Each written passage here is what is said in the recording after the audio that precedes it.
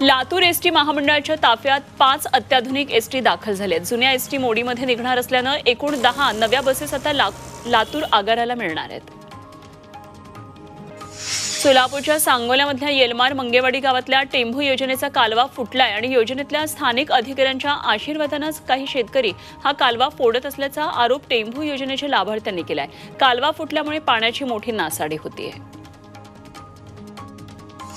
गेल्या 12 महिन्यांपासून वापरात नसलेली यूपीआय आयडी बंद केले जाणार आहेत आणि या आर्थिक फसवणूक आणि घोटाळे रोखण्यासाठी या नियमांमध्ये आता बदल करण्यात आले आहेत। गेल्या 10 वर्षात भारतात मोबाईलची मागणी तिप्पट वाढली आहे। सरकारच्या मेक इन इंडिया आणि उत्पादन आधारित प्रोत्साहन योजनांमुळे मोबाईल निर्मिती उद्योगांमध्ये सुधारणा झाली आहे, तर भारतात तयार केलेल्या स्मार्टफोनच्या निर्यातीचं प्रमाण देखील चांगलंच वाढलं आहे।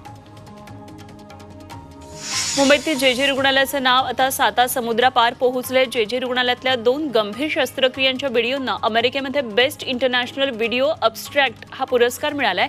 जगभरातून निवडलेल्या 7 शस्त्रक्रियांच्या व्हिडिओमधून जेजेच्या या 2 व्हिडिओंना एस पोडियम श्रेणीमध्ये पहिलं आणि तिसरं स्थान मिळालंय। मुंबईतील कुपरेज गार्डनमध्ये घोड्यांचा कॅरोसेल सुरू करण्याचा निर्णय घेण्यात आलाय आणि बीएमसीनं पर्याय म्हणून घोड्यांचा हा कॅरोसेल सुरू करण्याचा निर्णय घेतलाय। मुंबई महानगरपालिका पहिल्यांदाच बागेमध्ये अशा प्रकारची आनंदाची सवारी आयोजित करते। कोल्हापूरकरांसाठी आता कोल्हापूर विमानतळ ते कोल्हापूर शहर अशी शटल बस सेवा आजपासून सुरू होणार आहे आणि सकाळी 11 वाजता खासदार शाहू महाराज छत्रपतींच्या हस्ते याचं लोकार्पण होणार आहे। MSRDC अखत्यार येथील टोल नाक्यांवर फास्टॅगद्वारे पथकर न भरणाऱ्या वाहनांकडून दुप्पट पथकर आकारला जाणार आहे। आजपासून याची अंमलबजावणी सुरू होणार आहे, त्यामुळे टोल नाक्यावरील सर्व मार्गिका फास्टॅगमध्ये परावर्तित करण्यात आल्या आहेत। देशभरात एप्रिल ते जून दरम्यान उष्णतेची लाट येईल असा इशारा हवामान विभागानं दिलाय। पश्चिम आणि पूर्वेकडच्या काही भाग सोडले तर इतर भागांमध्ये तापमान वाढण्याचा अंदाज वर्तवण्यात आलाय। राज्यातल्या बहुतांश भागासह मुंबईमध्ये अवकाळी पावसाची शक्यता आहे। मुंबई आणि राज्यातल्या वातावरणामध्ये आर्द्रता वाढत चालली आहे, त्यामुळे हवामान खात्यानं येत्या आठवड्यात अवकाळी पावसाची शक्यता वर्तवली आहे। ठाणे, पालघर, रायगड जिल्ह्यामध्ये पावसाचा अंदाज हवामान विभागानं दिलाय। कल्याण, डोंबिवलीमध्ये सकाळपासून ढगाळ वातावरण पाहायला मिळतंय, त्यामुळे उकाड्यानं हैराण झालेल्या नागरिकांना काहीसा दिलासा मिळाला आहे। जानेवारी फेब्रुवारी या यंदाच्या पहिल्या 2 महिन्यांप्रमाणेच मार्च महिना सुद्धा सरासरीपेक्षा उष्ण ठरलाय। मार्चमध्ये किमान तापमान 18.32 अंश सेल्सिअस इतकं होतं, तर कमाल तापमान 32.65 अंश सेल्सिअस इतकं नोंदवलं गेलंय। यंदाचा नैऋत्य मोसमी पाऊस सामान्य राहील असा अंदाज हवामान खात्यानं वर्तवलाय। प्रशांत महासागरातला निनाचा प्रभाव हा हळूहळू आता कमी होऊ लागलाय, त्यामुळे यंदाचा पाऊस सामान्य असण्याची शक्यता आहे। सोलापुरात आज पावसाची शक्यता आहे। उद्या जोराचा वारा आणि विजेच्या कडकडाटासह पाऊस पडण्याचा अंदाज हवामान विभागानं वर्तवलाय। एकीकडे उकाड्यापासून दिलासा मिळत असला तरी सतत बदलणाऱ्या हवामानामुळे शेतकरी मात्र चिंतेत आहे। नाशिक शहरात अवकाळी पावसानं हजेरी लावली। अचानक आलेल्या पावसामुळे नागरिकांना उकाड्यापासून काहीसा दिलासा मिळाला। जवळपास तासभर रिमझिम पावसाच्या सरी पाहायला मिळाल्या। नाशिक जिल्ह्यात मनमाड, नांदगाव परिसरात काल तुरळक ठिकाणी पावसानं हजेरी लावली। परिणामी काढणीला आलेला गहू, मका आणि कांदा पिकांना फटका बसण्याची शक्यता आहे। दुसरीकडे तापमानात घट झाल्यानं उन्हाच्या कडाक्यानं हैराण झालेल्या नागरिकांना काहीसा दिलासा मिळाला आहे। रायगडमधल्या धरणांना सुद्धा वाढत्या उन्हाचा फटका बसतोय। 28 धरण क्षेत्रात केवळ 44% इतकाच पाणीसाठा शिल्लक आहे, त्यामुळे रायगडमधल्या पाणीस्थिती ही चिंताजनक आहे। गेल्या वर्षीच्या सरासरीपेक्षा जास्त पाऊस होऊन सुद्धा पाणीसाठ्यात मोठी घट झाल्याचं चित्र आहे। शिवेंद्रसिंह राजे भोसलेंनी मंत्रिपदाचा राजीनामा द्यावा अशी मागणी बिग बॉस फेम अभिजित बिचकुलेनं केली आहे आणि 29 मार्चला छत्रपती संभाजी महाराजांचा बलिदान दिन होता। त्या दिवशी शिवेंद्रराजेंच्या टुकार कार्यकर्त्यांनी डॉल्बीचा दणदणाट केला आणि वाढदिवस साजरा केला आणि ही लज्जास्पद गोष्ट आहे। छत्रपती घराण्यात जन्माला येऊन त्यांनी छत्रपती संभाजी महाराजांचा हा अवमान केलाय असा त्यांनी आरोप केलाय। यवतमाळमध्ये 3 एप्रिलला उपमुख्यमंत्री एकनाथ शिंदे आभार सभा घेणार आहेत। विधानसभा निवडणुकीमध्ये महायुतीला भरभरून जनादेश मिळाला, त्यामुळे उपमुख्यमंत्री शिंदे जनतेचे आभार मानण्यासाठी आभार सभा घेणार आहेत। पालकमंत्री संजय राठोड यांनी ही माहिती दिली आहे। सोलापुरातल्या करमाळ्याचे माजी आमदार जयवंतराव जगताप यांचे चिरंजीव शंभूराजे जगताप यांच्यावर गुन्हा दाखल करण्यात आलाय। शंभूराजे जगतापांनी वाळू चोरी करणाऱ्यांना पळवून लावलं होतं, त्यामुळे सरकारी कामात अडथळा निर्माण केल्यानं त्यांच्यासह इतर 5 जणांवर गुन्हा दाखल केलाय। अंबरनाथ पालिकेनं मालमत्ता कराची तब्बल 97% वसुली केली आहे आणि मागच्या थकबाकीपैकी 50% वसुली आता करण्यात आली आहे। कर वसुलीसाठी जवळपास 125 शिबिरं घेण्यात आली, तसंच घरोघरी ही मोहीम राबवली। नवी मुंबई महापालिकेच्या अधिकारी कर्मचाऱ्यांनी थकीत मालमत्ता करवसुलीवर अधिक भर दिलाय। नवी मुंबई महापालिकेनं 800 कोटीहून अधिक मालमत्ता करवसुलीचा हा टप्पा गाठत एक नवा विक्रम रचलाय। ठाण्यातल्या तलाव, खाडी आणि विहिरीच्या पाण्याची गुणवत्ता खालावल्याची माहिती समोर आली आहे। नाल्याच्या पाण्यामध्ये ऑक्सिजनची पातळी ही कमी आढळली आहे। तर ठाणे महापालिकेनं सादर केलेल्या पर्यावरण अहवालामध्ये 35 तलावांपैकी बहुतेक तलाव हे मध्यम प्रदूषित असल्याचं आढळलंय। जालन्यामध्ये पाणी टंचाई निर्माण झाली आहे। पाण्यासाठी वन्य प्राण्यांना वणवण करावी लागते। अनेक हरणं पाण्यासाठी जाफराबाद तालुक्यामध्ये येतात, त्यामुळे शेतकऱ्यांनी या हरणांच्या कळपासाठी पाण्याची व्यवस्था केली आहे। रात्रीच्या वेळी हरणांसाठी फायबरची भांडी भरून ठेवली जातात आणि शेतकऱ्यांच्या या उपक्रमामुळे वन्यजीवांना आधार मिळतोय। मुंबईकरांचं पाणी आणि पार्किंग महागण्याची शक्यता आहे, कारण मुंबई महानगरपालिकेनं पाणी पार्किंग शुल्क वाढीचा प्रस्ताव सादर केलाय। बेकायदा पार्किंग केलं तर 2000 रुपये दंड आकारला जाणार आहे।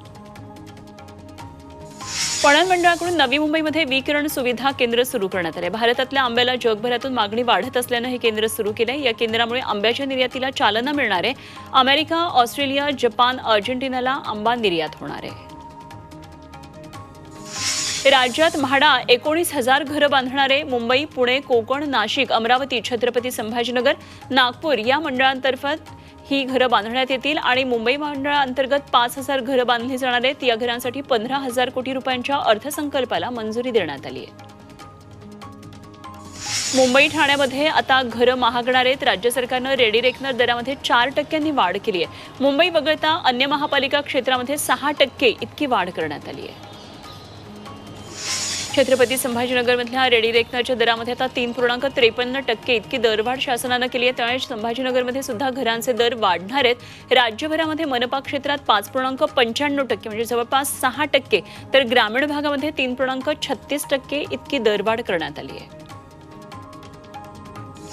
मुंबईत मार्चमध्ये घर नोंदणीत उल्लेखनीय वाढ झाली आहे। एकाच महिन्यामध्ये घराच्या नोंदणीतल्या मुद्रांक शुल्कात 1,597 कोटी रुपये इतका भरघोस महसूल प्राप्त झालाय।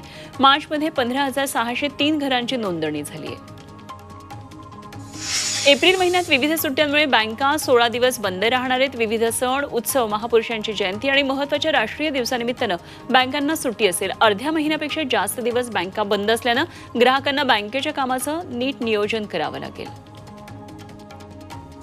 मुंबईतील पोलिसांची पुन्हा 8 तासांची ड्युटी सुरू होण्याची शक्यता आहे। ह्युमन राईट प्रोटेक्शन सोसायटीनं पोलीस आयुक्त विवेक फणसळकर यांना हा उपक्रम पुन्हा सुरू करावा अशी मागणी केली आहे आणि हे पत्र आता आयुक्तालयानं कर्तव्य समितीकडे पाठवलंय।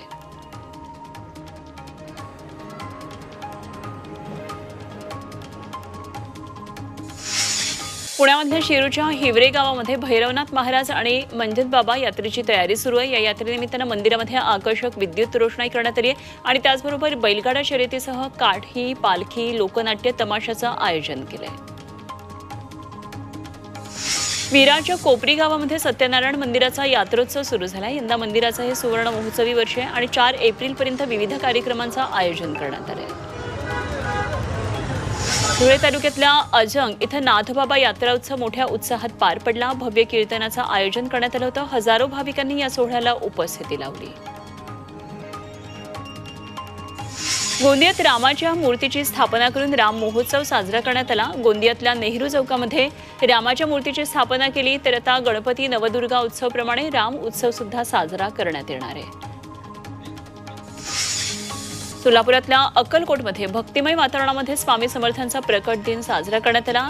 वटवृक्ष मंदिरामध्ये स्वामी समर्थांचा पाळणा कार्यक्रमाला हजारो भाविकांनी उपस्थिती लावली। सत्संग महिला भजनी मंडळाच्या हस्ते पाळणा कार्यक्रम होऊन जन्मसोहळा उत्साहात संपन्न झाला। पेणमध्ये गणेश मूर्ती कार्यशाळांमध्ये लगबग वाढली। सुमारे 5 लाख गणेश मूर्तींची नोंदणी झाली। दरवर्षी पेणमध्ये 35 लाखांपेक्षा अधिक मूर्तींची विक्री करण्यात येते। सांगलीच्या विटामधल्या नागेवाडीमध्ये बगाड पळवण्याचा सोहळा उत्साहात पार पडला। गावामध्ये नागनाथ देवाच्या यात्रेनिमित्तानं बगाड पळवण्याची परंपरा आहे। या यात्रेच्या निमित्तानं लाखो भाविकांनी हजेरी लावली। चंद्रपूर जिल्ह्यातल्या कोरपना इथं आदिवासी लोककला महोत्सव पार पडला। सांस्कृतिक कार्यमंत्री आशिष शेलार, पालकमंत्री डॉक्टर अशोक उईके यांनी महोत्सवाला हजेरी लावली। यावेळी चंद्रपूरची आदिवासी संस्कृती मुंबईमध्ये सादर केली जाणार असल्याची माहिती शेलार यांनी दिली। 1 ते 4 मे दरम्यान जागतिक संमेलनात ही लोककला सादर केली जाणार आहे।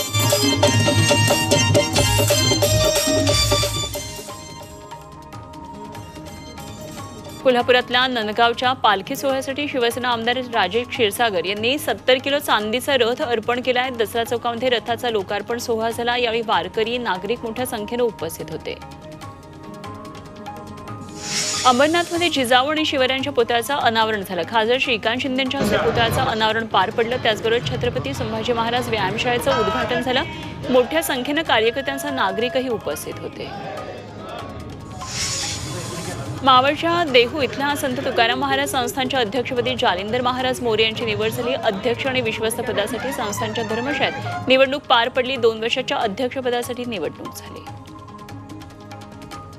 विधानसभा उपाध्यक्ष अण्णा बनसोडेंनी छत्रपती संभाजी महाराजांची बलिदान भूमी असलेल्या वढू तुळापूरला जाऊन अभिवादन केलं। यावेळी राज्याच्या विकासासाठी सत्ताधारी विरोधकांना सोबत घेऊन सामान्यांना न्याय देण्याचा प्रयत्न करेन असं बनसोडे म्हणाले।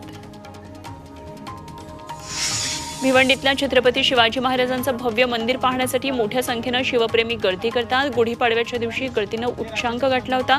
गर्दी नियंत्रणात आणताना व्यवस्थापक आणि स्वयंसेवकांची दमछाक उडाली होती।